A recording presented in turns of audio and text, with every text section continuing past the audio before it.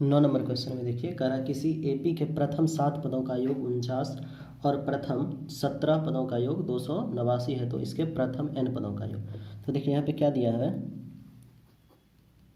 कि इसके 7 पदों का योग 49 है, तो यानी कि 7 पदों का योग 49 दिया हुआ है, और इसके 17 पदों का प्रथम 17 पदों का योग 289 है, यानी कि 17 पदों का योग कितना है 289 है। तो चूंकि हम लोग क्या जानते हैं कि एस एन इक्वल टू क्या होता है n/2 2a plus n-1 into D. तो देखिए यहाँ पे क्या 7 यदि रखें तो क्या हो जाएगा S7 equal to 7/2 2a plus n-1 sorry 7, यहाँ n की जगह क्या 7 रखेंगे इंटू डी। S7 का वैल्यू दिया है 49 बराबर 7/2, और यहाँ से क्या हो जाएगा 2a प्लस 6d। 49 बराबर 7/2। अभी देखिए 6 में भी 6 को भी 2 गुना 3 लिख सकते हैं, और यहाँ भी 2 है तो 2 कॉमन निकाल लेते हैं, तो क्या बच जाएगा a प्लस 3d। अब 2 से 2 को कैंसिल कर सकते हैं, 7 सती 49, तो यानी कि कितना हो गया a प्लस 3d बराबर 7। एक इक्वेशन आपका हो गया। दूसरा चीज़ देखिए, इसी एस एन में n का वैल्यू 17 रख दें तो क्या हो जाएगा S17 equal to 17/2 2a plus 17 minus 1 into D, और 17 पद का योग दिया है 289। 17/2 2a प्लस 16d 289 बराबर 17/2। अब देखिए 16 को भी 2 गुना 8 लिख सकते हैं, यहाँ भी 2 है कॉमन आ जाएगा a प्लस 8d। 2 से 2 खत्म, 17 से 17 बार में काटेंगे, 17 से गुना 17 289 होता है, यानी कि यहाँ से क्या आ गया a प्लस 8d बराबर 17। इसको मान लेते हैं इक्वेशन नंबर 2। अब 2 इक्वेशन 2 अननोन टर्म है तो हम निकाल सकते हैं, तो यहाँ से अगर इक्वेशन 2 माइनस 1 करें तो क्या होगा, इक्वेशन 2 माइनस 1 से a प्लस 8d बराबर 17, a प्लस 3d बराबर 7, ये कट गया। 5d बराबर 10, 5 से 2 बार में कट सकता है, तो इसलिए d बराबर कितना 2। अब d का मान किसी भी इक्वेशन में रख दें तो क्या a का मान निकल जाएगा, तो इक्वेशन 1 में d का मान रखने पर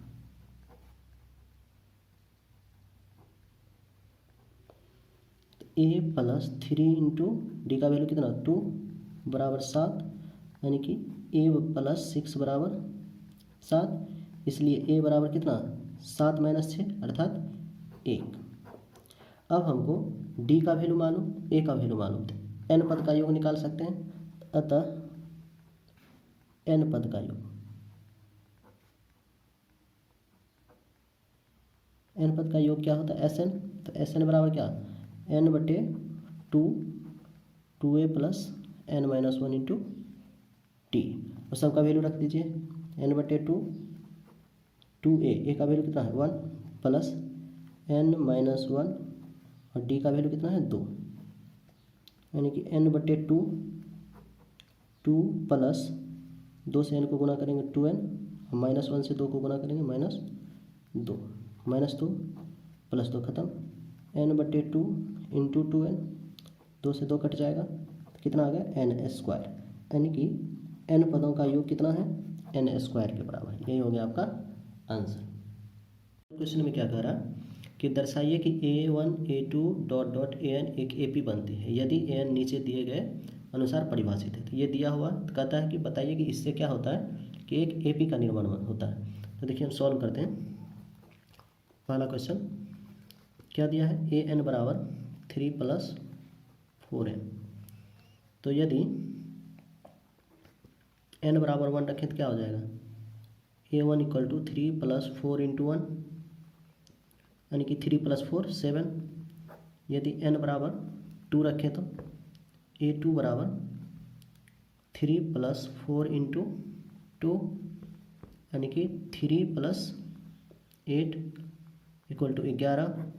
n बराबर 3 लिख रखे तो a3 बराबर 3 प्लस 4 इंटू 3, यानी कि 3 प्लस 12 और ये कितना हो गया 15। n बराबर 4 रखे तो a4 equal to 3 plus 4 into 4, 3 plus 16, यानी कि 49। इसी तरह हम लोग क्या रखते जाएंगे। तो क्या देख रहे हैं कि इससे सीरीज जो बन रहा है किस तरह का बन रहा है, 7, 11, 15, 19 और इसी तरह से आगे। तो यहाँ पे देखिए क्या हो रहा है कि यदि हम लोग 11 में से 7 घटाएं, यानी कि एक पद में से उससे पहला पद घटाएं, या 15 में से 11 घटाएं, या 19 में से 15 घटाएं। इसी तरह अगर घटाते रहें तो हर एक स्थिति में क्या आ रहा है, अंतर 4 आ रहा है, अर्थात सार व अंतर समान है। तो चूंकि a2 माइनस a1 बराबर a3 माइनस a2 बराबर a4 माइनस a3, अतः यह AP में है, AP में है। अच्छा, यदि ये AP में है तो इसका प्रथम पद क्या है, 7 है। सारवंतर कितना निकाले हम लोग, D निकाले, सॉरी 4 निकाले। और इसमें क्या कह रहा है, 15 पद का योग ज्ञात करें, यानी कि n का वैल्यू दे दिया है 15। तो इससे क्या हम लोग SN ज्ञात कर सकते हैं। SN क्या होता है, SN बराबर होता है n/2 2a plus n minus 1 into D। अब देखिए n का वैल्यू कितना है, 15 दिया हुआ है कि 15 पद का योग निकालना है। तो कितना हो जाएगा, 15/2, 2 गुणे a का वैल्यू 7 प्लस n माइनस 1, यानी कि 15 माइनस 1 और d का वैल्यू 4। कितना हो गया, 15/2, ये हो गया 7 दूनी 14 प्लस 15 में से 1 हटाइएगा 14, 14 गुना 4 14 14 56, कितना हो गया 15/2 गुणे 56 4 60 10 70, कितने बार में, 35 बार में कट जाएगा, 35 दूना 70। तो ये कितना हो गया, 15 × 5 = 75, 5 बाकी 7, 15 × 45, 45 7 52। तो 15 पद का योग कितना निकल गया, 525। यही हो जाएगा आपका आंसर। 10 का दूसरा क्वेश्चन देखिए, an equal to 9 minus 5n दिया हुआ। तो क्या करेंगे, यदि n का वैल्यू यहाँ पर 1 रख दें तो क्या हो जाएगा, a1 equal to 9 minus 5 into 1, यानी कि 9 माइनस 5 बराबर 4। अगर n का वैल्यू 2 रख दें तो a2 equal to 9 minus 5 into 2, ये हो गया आपको 9 माइनस 10 बराबर -1। n बराबर 3 रखे तो a3 equal to 9 minus 5 into 3, यानी कि 9 माइनस 15, ये हो गया आपका -6। इसी तरह n का वैल्यू यदि 4 रखें तो क्या हो जाएगा, चौथा पद 9 माइनस 5 इंटू 4, 9 माइनस 20, कितना आ गया -11। तो इससे क्या देख रहे हैं, इससे कैसा AP बन रहा है, 4 माइनस 1 माइनस 6 -11, इसी तरह से अगला टर्म आते जाएगा। ठीक है, तो अब देखते हैं यहाँ पर कि इसे AP बन रहा है कि नहीं। तो उसको चेक करने के लिए क्या करते हैं, किसी टर्म में से उसका पहला टर्म घटाते हैं। तो -1 माइनस 4 कितना हो जाएगा, -5 हो जाएगा। इसी तरह -6 माइनस -1 करें तो कितना हो जाएगा, -6 प्लस 1, यानी कि ये भी -5 हो जाएगा। या -11 माइनस 6 करें तो ये भी कितना हो जाएगा, -11 प्लस 6, यानी कि ये भी कितना आ रहा है, -5। तो प्रत्येक स्थिति में क्या देख रहे हैं कि दो पद के बीच का अंतर जो आ रहा है कितना है, -5 है, अर्थात सार्व अंतर -5 है। तो क्या लिखेंगे, चूँकि A2 माइनस A1 बराबर A3 माइनस A2 बराबर A4 माइनस A3, अतः यह AP में है, AP में है। ठीक है, तो क्वेश्चन में कह रहा है कि यदि AP में है तो इसके 15 पदों का योग ज्ञात करें। तो अब हम लोग क्या करेंगे, 15 पद का योग ज्ञात करेंगे। तो चूंकि हम लोग को क्या यहाँ पे क्या मालूम हो गया है, यहाँ A बराबर प्रथम पद कितना है 4 और सार्वंतर मालूम हो गया है -5। तो A मालूम है, सार्वंतर मालूम है और पदों की संख्या कितना है, यानी कितने पद का योग निकालना है, 15 पद का। तो हम इसका योग निकाल सकते हैं, चूँकि SN इक्वल टू क्या होता है,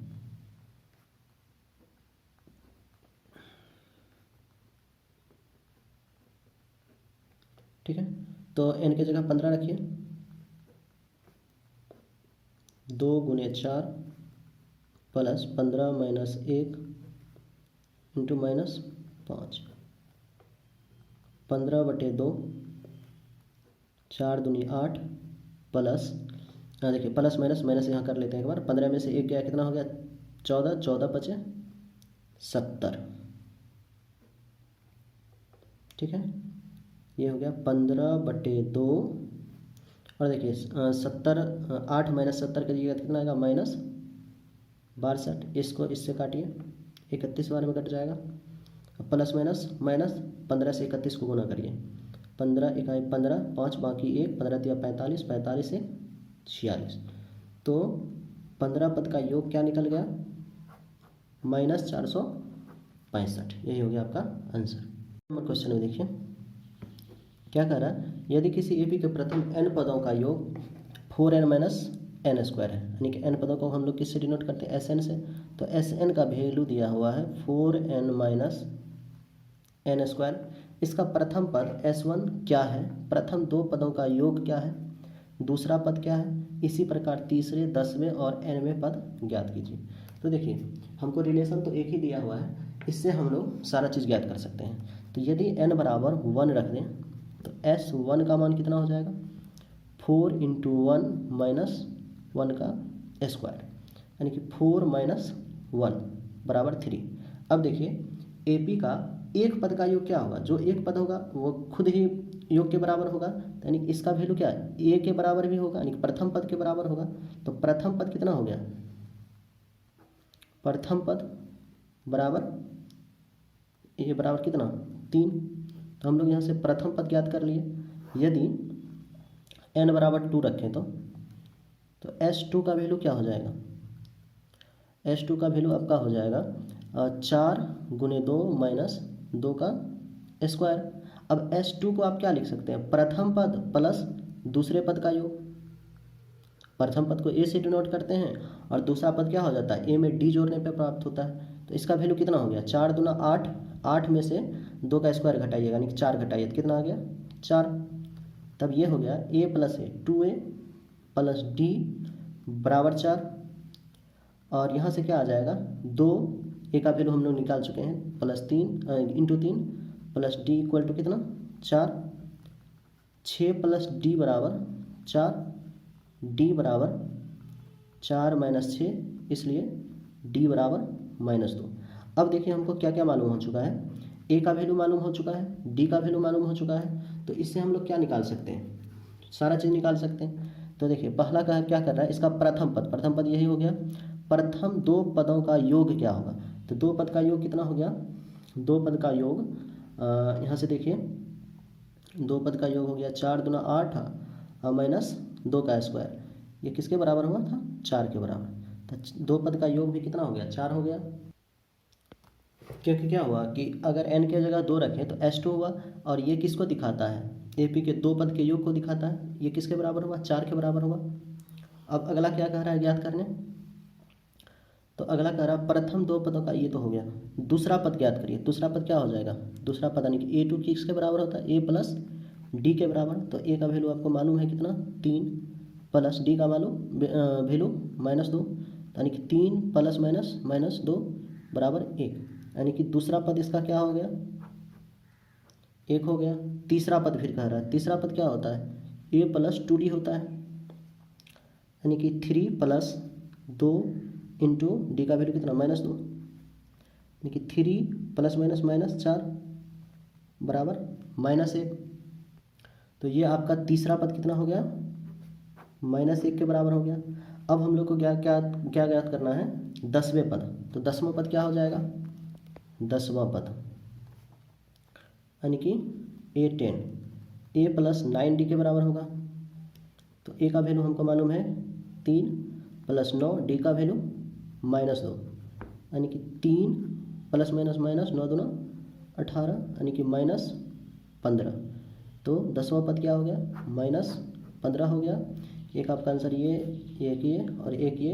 और अब देखिए पूछ रहा है कि इसका nवां पद क्या होगा। तो a n इक्वल टू क्या होता है, a plus n-1 into D. तो a की जगह हम क्या लिख सकते हैं, a का हम लोग वैल्यू निकाले थे 3 प्लस n-1 इंटू डी का वैल्यू कितना है, -2। इसको सॉल्व करिए, 3 प्लस प्लस और माइनस, प्लस माइनस माइनस 2 गुना n-1 यानी 3। अब -2 से दोनों में गुना कर दिए तो -2n माइनस माइनस प्लस 2, 3 2 कितना हो गया, 5, 5 प्लस 5 माइनस 2n। तो nवां पद क्या हो गया, nवां पद हो गया आपका 5 माइनस 2n।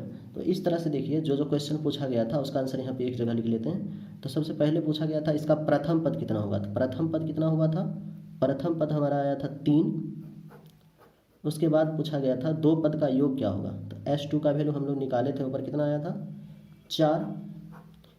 फिर पूछा गया था कि प्रथम दो पदों का योग, तो यही प्रथम दो पद का योग। उसके बाद पूछा गया था दूसरा पद क्या होगा। तो A2 का वैल्यू हम लोग निकाले थे 1। तीसरे पद का वैल्यू निकाले थे -1।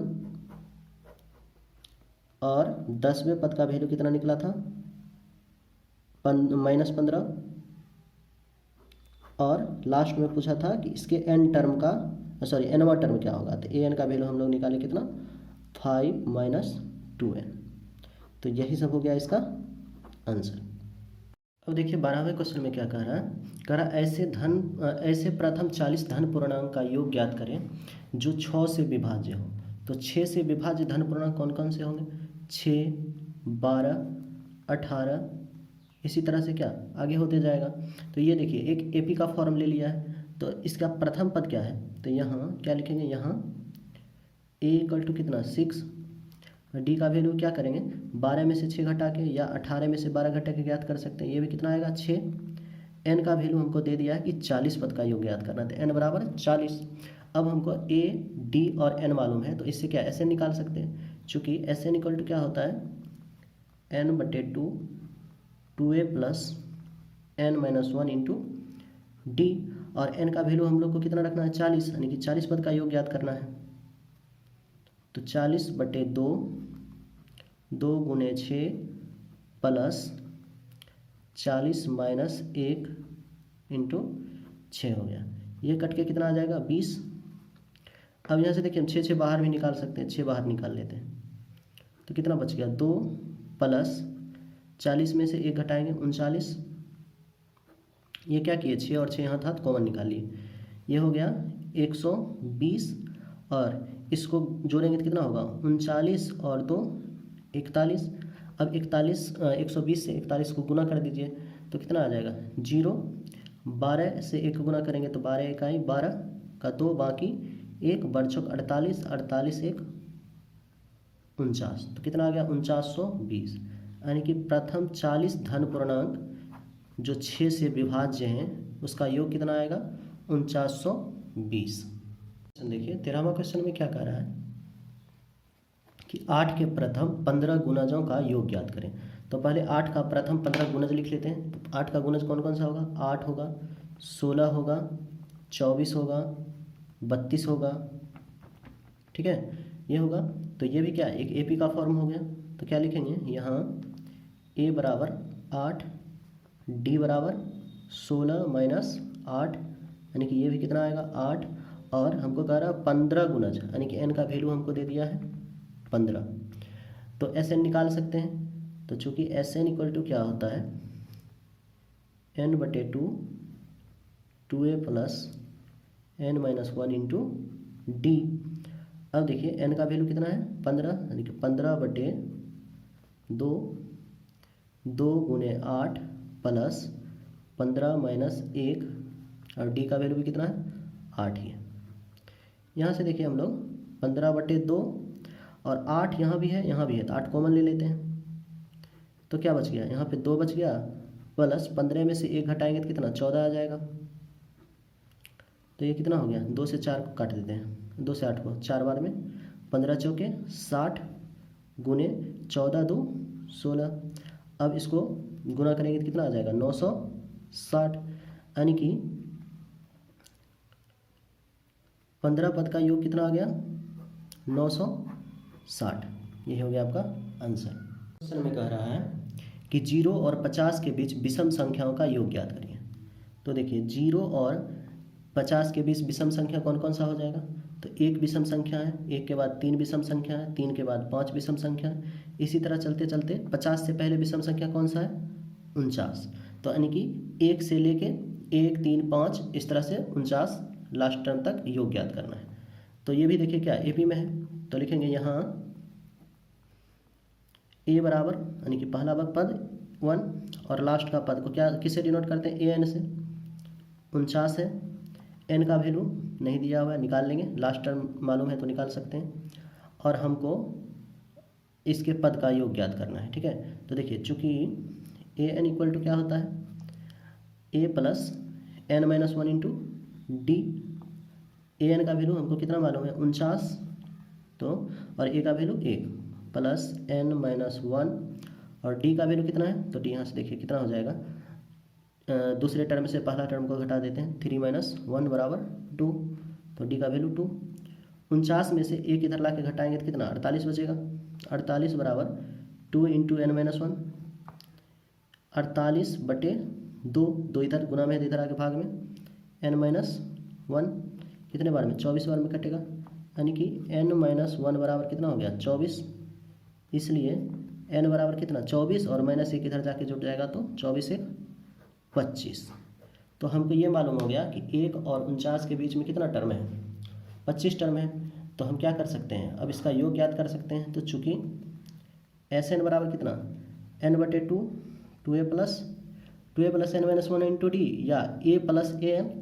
ऐसा इसलिए कर रहे हैं कि हमको पहला और लास्ट का टर्म मालूम है, और एन का वैल्यू हम लोग निकाले हैं 25, तो यानी कि 25 बटे 2, और ए का वैल्यू है 1 प्लस एन का वैल्यू 49, कितना हो गया 25 बटे 2 गुने 49 1 50, 2 से कितने बार में 25 बार में, और 25 गुना 25 करेंगे तो कितना होगा 625। तो यानी कि एस एन का वैल्यू 25 रखे थे, यानी कि 25 पद का योग कितना आ गया 625। ये हो गया आपका आंसर। देखिए कहता निर्माण कार्य से संबंधित किसी ठेके में एक निश्चित तिथि के बाद कार्य को विलंब से पूरा करने के लिए जुर्माना लगाने का प्रावधान इस प्रकार है कि पहले दिन में 200 रुपये, पहले दिन में कितना 200 रुपये, दूसरे दिन में 250 रुपये, और तीसरे दिन में 300 रुपये इत्यादि। इसी तरह से जुर्माना लगाया जाएगा, अर्थात प्रत्येक उत्तरोत्तर दिन का जुर्माना अपने से ठीक पहले दिन से 50 रुपया अधिक है। तो एक ठेकेदार को जुर्माना के रूप में कितनी राशि अदा करने पड़ेगी यदि वह इस कार्य को 30 दिन का विलंब कर देता है, ठीक है। तो देखिए पहला दिन के लिए जुर्माना कितना 200, दूसरे दिन के लिए 250, तीसरे दिन के लिए 300, इसी तरह अगले दिन के लिए लिया जाएगा। तो कहता 30 दिन विलंब से कार्य किया है तो कितना जुर्माना देना पड़ा। तो यहाँ पे देखिए पहला पद क्या है 200, और डी का वैल्यू कितना है 250 माइनस 200 बराबर 50, और कह रहा है 30 दिन का विलंब करता है, यानी कि आपको एन का वैल्यू कितना दे दिया है 30। तो कहता है कुल कितना राशि देना पड़ेगा, यानी कि एस एन का मान हमको निकालना है। तो एस एन इक्वल टू क्या होता है एन बटे 2 a plus N minus one into D. आपको देखिए 30 दिन विलंब से करता है तो एन का वैल्यू 30 रखिएगा, एस 30 बराबर 30/2 2 गुने कितना, ए का वैल्यू कितना है 200 प्लस एन का वैल्यू 30 30 माइनस 1 और डी का वैल्यू कितना 50। ये हो गया। अब ये कट के कितना आ जाएगा 15, ये कितना हो गया 400 और ये हो गया आपको 29 गुना 50।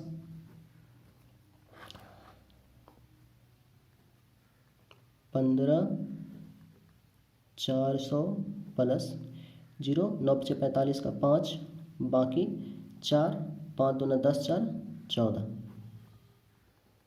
15 गुना, अब इसको इसमें जोड़ देते हैं कितना हो जाए 0581। चलिए इसको फिर से लिख लेते हैं 15 गुना 0 5 4 4 8 और 1।